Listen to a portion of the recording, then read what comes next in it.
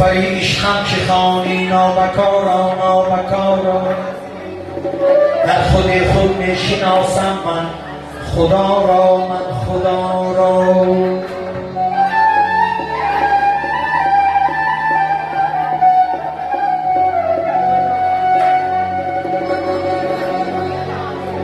شعرهای رودکی را کی بخوانید تا بفهمید، سوز ما را، ساز ما را، ریز ما را، راز ما را.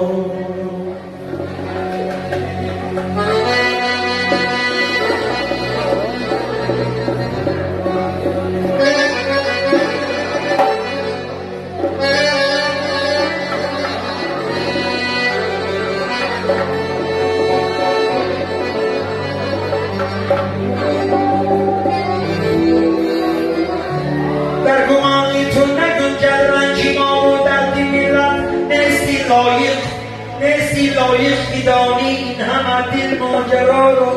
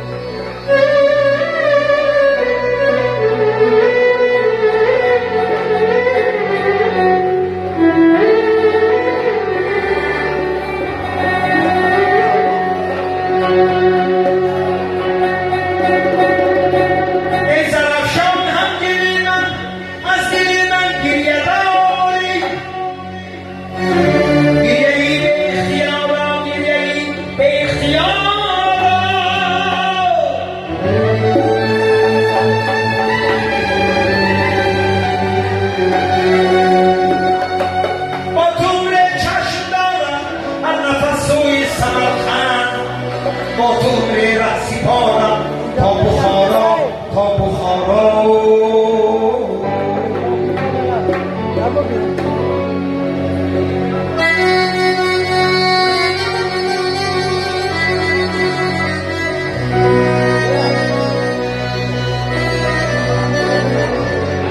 سرگذشتم را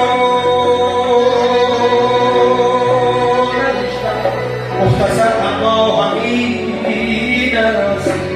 با شما کردم مروت، با خودم کردم مدارم.